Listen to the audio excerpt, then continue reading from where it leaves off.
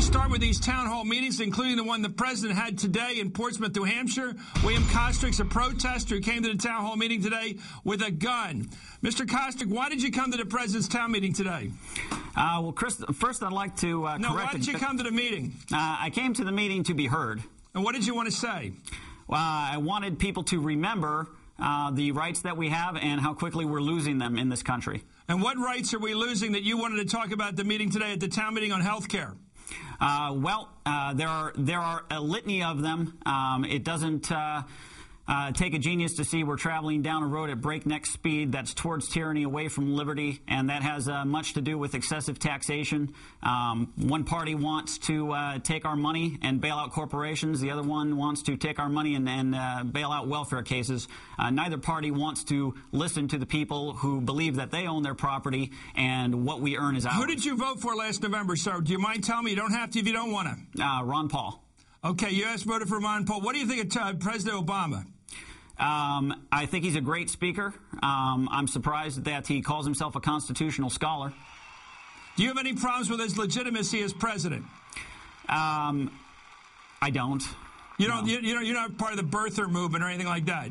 You don't have a question about whether he was born an American. I've read the material. I don't really know anything about that. Wait a minute. Where are you on that issue? Where are you on the issue of whether he's a legitimate president of the United States? Do you believe he is, or you do believe he isn't? Well, as I say, I haven't done any of the research into it to be able to make any claims on that. I mean, that's for lawyers and other people to decide. So you're not making any claim that he's not a citizen? I am not making that claim. Okay, let's ask about the presidency and what he's trying to do with health care. You brought a loaded gun. Was your gun loaded today? Wow. Who would be silly enough to carry an unloaded firearm? I'm only asking. You're answering the questions. Who's yelling now? Okay, that's on the tape. Why did you bring a loaded gun to a public meeting? Well, here in New Hampshire, I know the law. You can chew gum at church. You can do it. You can ride in on a pogo stick. There's a lot of things you're legally allowed to do. Why did you bring a gun to a meeting with the President of the United States, given the violent history of this country with regard to presidents and assassinations? Why'd you bring a gun to a public event with the president? Well, you know the history of this country. If you love this country, you know its history. Well, you know we've had a problem with people with guns at presidential events. Why'd you bring a gun to an event with the president? I do know history, and the history is that our forefathers fought for the right to keep and bear armed, and they believe that every person should be armed. Everybody knows that. Okay, well then... Well, why did you bring a gun to a presidential event today? That's not even a relevant question. The question is, why don't people bear arms these days? Okay, let's ask. Okay, you brought a sign that said the tree of liberty has to be watered with the blood of tyrants, and you're carrying a goddamn gun at a presidential event. I think those things make people wonder what you're about. Right. The sign didn't say anything about blood. Of course, what did it say? It's time to water the tree of liberty. And where did that come from? That line? It's a quote from Thomas Jefferson. And what's the rest of the line? The rest of the line is for people to look up. It's not a soundbite. They need to understand the context. What's the rest of the line from Jefferson? The tree of liberty must be refreshed from time to time with the blood of tyrants and patriots. Okay, well, you're carrying a gun and you're carrying that sign, and you don't think people should worry about you? No, I don't think people should worry about me. Well, let me ask you about the history of people that carry guns to presidential events. Tell me that history, sir. Are you speaking of a particular event? I'm talking about people who bring guns to presidential events in history. Tell me their history. I'll tell you this, Chris. We just started new history. I was there today. Oh, you started new history. There was a peaceful rally. No one was injured. Okay. No one on our side was alarmed. People in New Hampshire are used to seeing firearms. No one from New Hampshire was alarmed. Maybe some of the people they bust in from Massachusetts were alarmed, but we're not really concerned about them. Well, what is wrong with the people from Massachusetts? You know, they already have their health care scheme and their socialism going in their state. They should probably keep it over there. Now, let me get back to your belief. Do you believe that our fundamental rights as a republic, the limited government, the notions that people or individuals are supreme, you believe all that's at stake here? Yes. How so?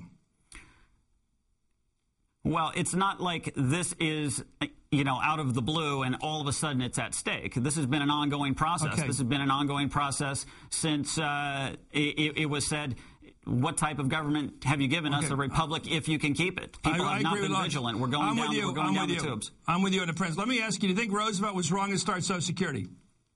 Yes. Was Johnson wrong to start Medicare? Yes. Where did we go wrong? Was Teddy Roosevelt wrong? Where did we go wrong? I'd start with the Federal Reserve Bank. Well, how about was Wilson wrong with what he did in terms of reform? The income tax, was the income tax wrong?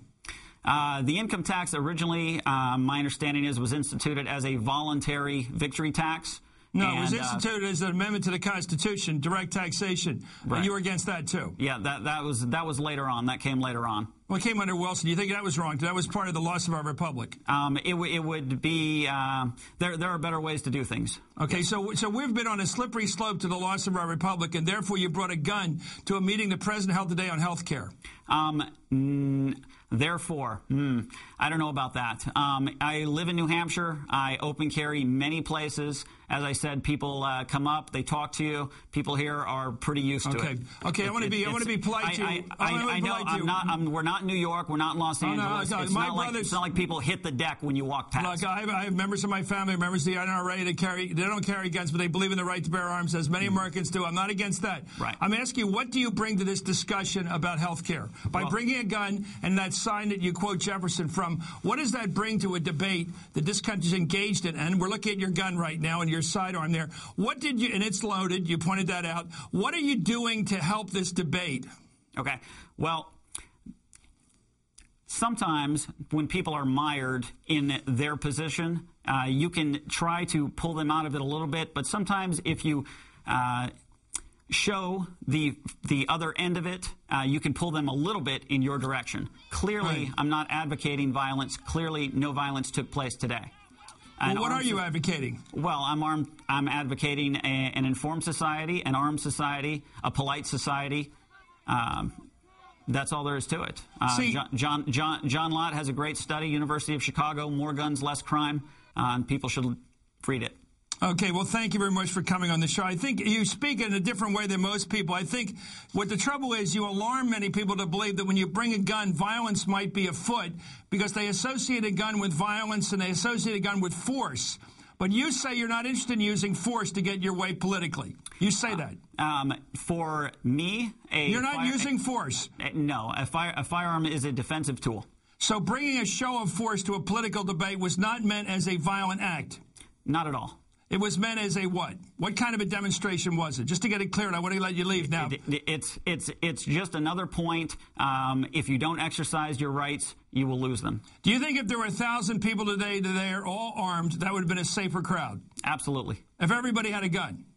Absolutely. Okay, thank you very much. William Kostric, thank you for coming on Hardball.